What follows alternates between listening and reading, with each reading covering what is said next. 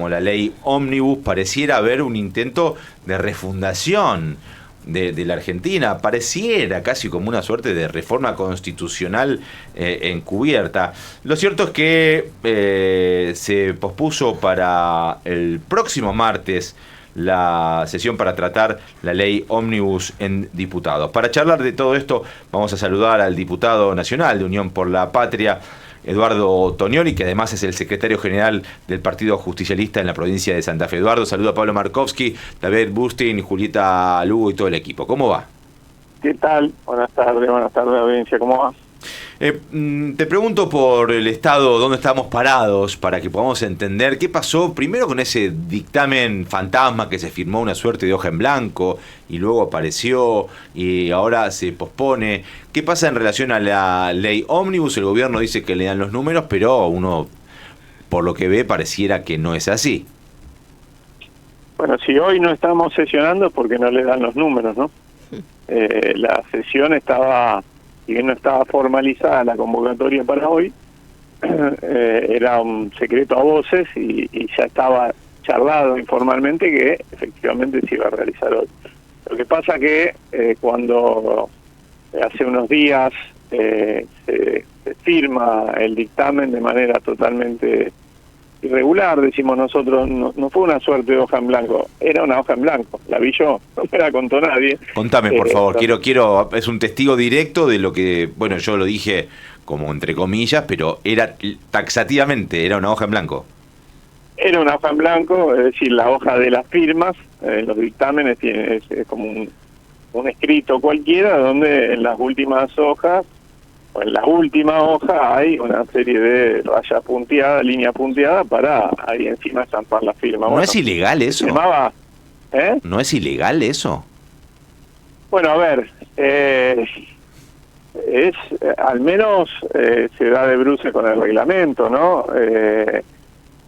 No digo que no pueda haber pasado nunca, pero digo, en un marco donde efectivamente hay algún bloque consolidado y hay alguna confianza y donde, no sé, están terminando la última puntada del dictamen y bueno, pasó algo en el medio. Ahora, la verdad es que literalmente en ese caso le estaban firmando un cheque en blanco a un grupo que tiene grandes dificultades en el proceso de negociación. No sé si es impericia, si se mezcla determinados circuitos de toma de decisiones dentro de ese bloque y con la Rosada, donde hoy se están desayunando muchos sectores que firmaron esa hoja en blanco, que lo que habían acordado de palabra, bueno, no está en el dictamen finalmente, ¿no? Y que hay un grupo de presidente de bloque que se reunió, donde ya ahí sí estamos entrando en el plano de la ilegalidad, en un departamento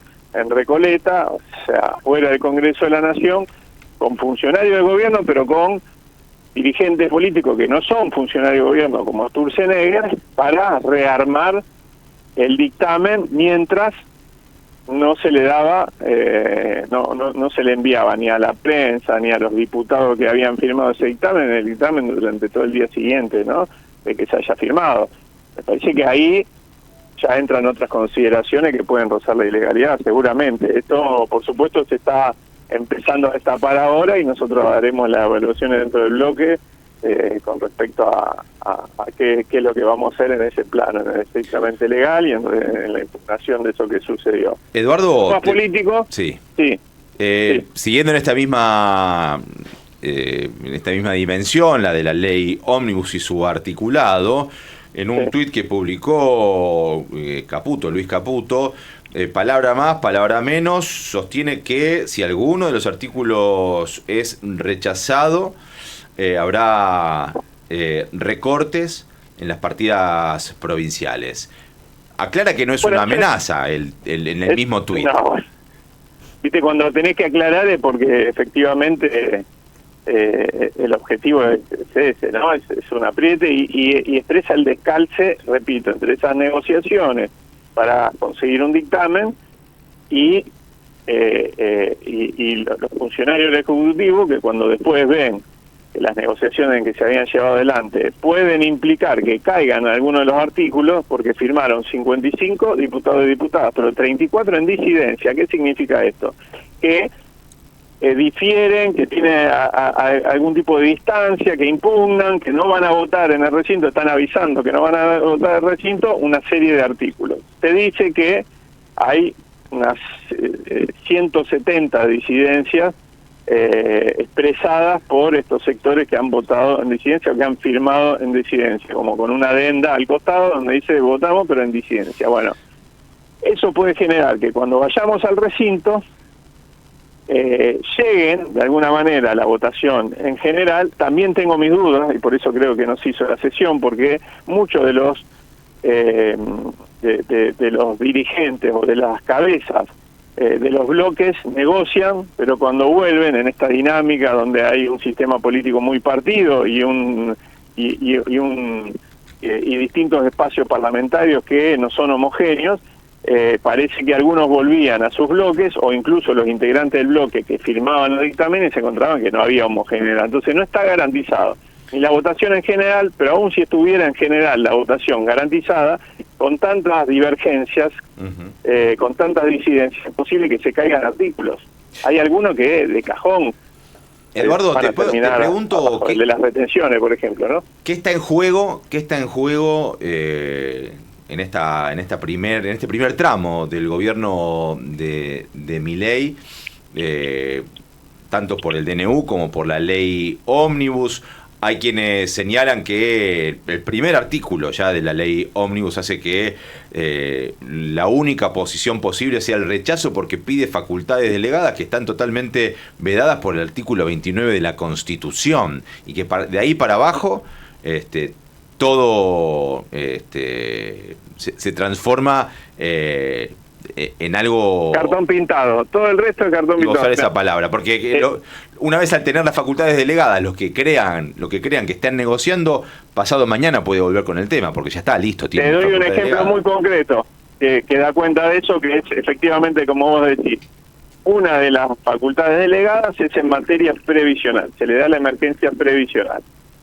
Nosotros no vamos a romper los cuernos en el recinto discutiendo si la fórmula que quieren establecer es una fórmula que ajusta o no ajusta a los jubilados. Por supuesto que la ajusta, ¿no? Es una pésima fórmula donde además arranca la indexación en abril, habiéndose comido 2 meses fundamentalmente, enero y febrero, de alta inflación. Por lo tanto va a haber un ajuste brutal previo para los jubilados, y de ahí en adelante se va a indexar vía inflación, lo que establece un piso pero también un techo, y cuando eventualmente si en algún momento de los próximos meses de este año hay algún tipo de mejora y una baja de la inflación, no van a poder recuperar todo lo que perdieron. Sí, de arranque están perdiendo más del 40% de sus saberes, que ya de por sí... Para arrancar. Sí. Para arrancar. Ahora bien, nosotros vamos a discutir eso. Ponele que algún bloque termine logrando, por su negativa a votarlo, y lo van a querer mostrar como un triunfo, que se toque eso y se mejore, ¿no? Algún puntito se mejore. Bueno, con la facultad delegada en materia previsional, todo eso es letra muerta, porque dentro de un mes, dentro de 2 meses, dentro de 3 meses, el Ejecutivo decide achurar, ¿no es cierto?, los recursos de los jubilados, y puede hacerlo. Es decir, las facultades son de una base, la base está en el artículo 4, la base de la delegación, que le permite hacer lo que quiera en materia económica fundamentalmente y en materia de reforma del Estado. Por ejemplo, el capítulo de la cultura, aun cuando caiga entero, con las facultades que tiene delegadas para reordenar administrativamente el Estado, para reordenar fondos específicos. La mayoría de las instituciones de la cultura se manejan con fondos específicos que son automáticos, porcentaje determinado de impuestos, etcétera. Pueden hacer lo que quieran, y todo lo que no hicieron en el articulado va a ser la vía de esas delegaciones. Por eso la clave es que esto no avance, y sobre todo que no avance en los primeros artículos, que son los de precisamente esas facultades delegadas que, como bien decías vos, el artículo 29 de la Constitución prohíbe explícitamente, pero además el constituyente, cuando lo confeccionó, puso que quienes otorguen esos poderes y quienes los soliciten son considerados infames traidores a la patria. Esto que suena muy pomposo en realidad expresa que los constituyentes que quisieron dejar bien en claro que está estrictamente prohibido. Quisieron dejar en claro de la manera más extrema Y posible. después se la pasan hablando de Alberdi, ¿no? Hablando de la Constitución de Alberdi, hubo otras, y lo cierto es que esta idea de yo soy el Estado, bueno, poco liberal. Sí, poco liberal por lo menos. Y poco republicana, ¿no? Lo que pasa que a veces hay confusiones, y esto en realidad son liberales argentinos, liberal conservadores, que a lo largo de la historia han sido poco liberales y poco republicanos, ¿no? En general han sido los que han gobernado con regímenes dictatoriales. Bueno, nos toca en suerte ahora que lo hagan a través del voto popular, pero algunas mañas no las han abandonado, ¿no? Te hago una última pregunta. La charla es con Eduardo Tonioli, diputado nacional de Unión por la Patria.